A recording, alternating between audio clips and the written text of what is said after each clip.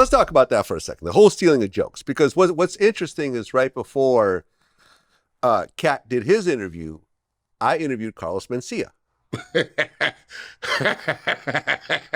Right? Okay. I almost think that my interview may have triggered some of these conversations because no one was really talking about stealing jokes for a while until I did that interview. And Carlos, I think, is the only actor that was legitimately canceled for joke stealing accusations. Because remember when Joe Rogan got on stage with him? Yeah. That ended up having a chain reaction. And, Carlos told me right there in my interview that he went from doing really big venues to little small clubs in the middle of Montana. Yeah. Except when you go from selling, 30,000 seats to selling 2,000 seats, and then 2,000 seats to selling a comedy club out within a period of a year to a year and a half. It's a huge, I mean, thank God I didn't do anything really stupid with my money, but from the outside looking in, it might seem like it's not a big deal, but it was a big deal. You know Carlos? Yeah. Okay. Yeah. And remember, people forget, he was a big deal. Him and Dave Chappelle had basically, similar shows on Comedy Central at the same time. It was the Chappelle Show and mine and Mencia. He was bigger before that. Which is why he got a show. Yeah, he was. Yeah, he was. There was a couple of people at the Comedy Store that the studios would come to see, and then one was Eddie Griffin, one was Carlos, and one was fucking Dice Clay. And I mean, you could tell when the Suits was in town, because they was there, so he was a big thing, but Joe called him out. It's people that sold my shit. I talked to TK Kirkland about this. What does he know? What's that? What does he know? What does he know? He's only been doing it longer than we've been alive. But what he said was this whole joke stealing thing is petty. It is. It's a difference with stealing a joke and stealing a whole routine or stealing a whole set, actually is what he said. A joke is a joke.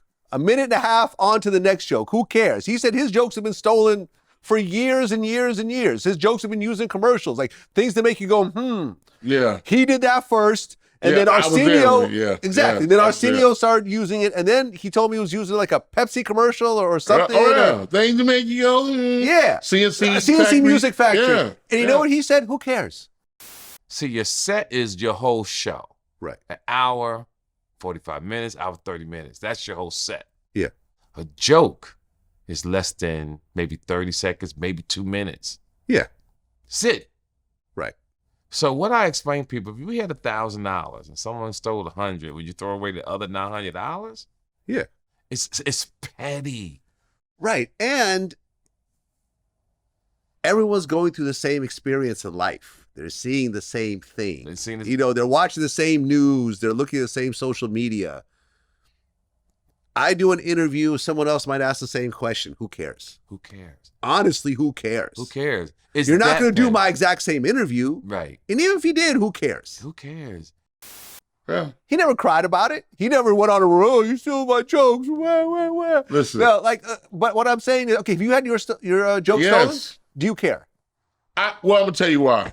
I don't care because you can't do nothing about it. Right. You can't copyright a joke. I was, and one of the persons is George Carlin.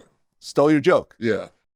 Well, that's a pretty good person to steal your joke. That's almost an honor. You know? I used to do this joke about a friend of mine had to go to do life. And they're going to take him to the electric chair. And they let you see somebody getting killed. They get the lethal injection. And I was like, we're going to put you to sleep, the lethal injection. But first, we're going to put a little swab of alcohol right here. What the fuck is that for? So you don't get an infection? You're about to die anyways. Who cares? Yeah. George Carlin did that joke. So how'd you feel when you saw that? It's two different feelings. It's George Carlin. And then he snuck that bitch in there, and I was like, it's two different feelings. Did you ever get to talk to George after that? No. I mean, with him, no. I did. The other joke,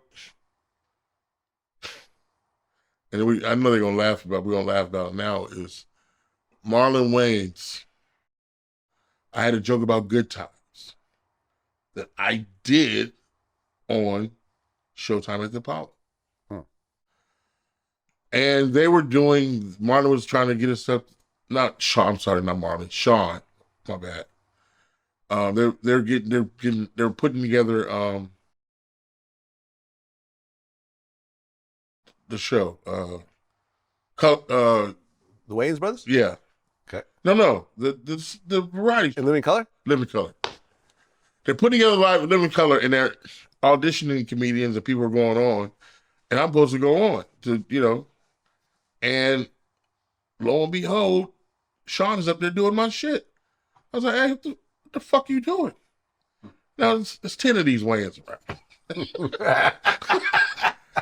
And I'm still like, I don't give a fuck how many of you motherfuckers is this motherfucker doing? And Keenan is so cool. And he says, listen, brother, I don't know if it's your joke. I said, it is my joke. I did it on the goddamn Apollo. Mm-hmm. He goes, I've seen him work there. I said, I don't give a fuck what you seen. That's my motherfucking joke. And I'm going to slap the shit out of him. Some more Wayans came.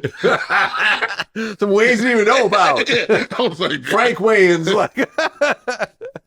And Keaton was like, look, brother, just you have to be more diplomatic like that. These things happen. Great minds think alike. He basically talked me down.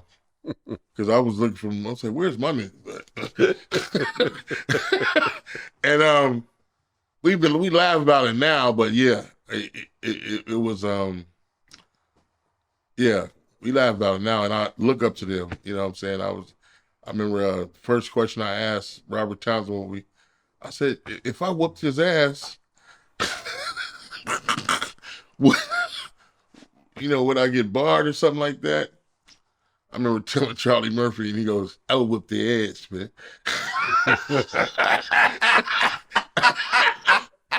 I would fuck him up just for GP, man.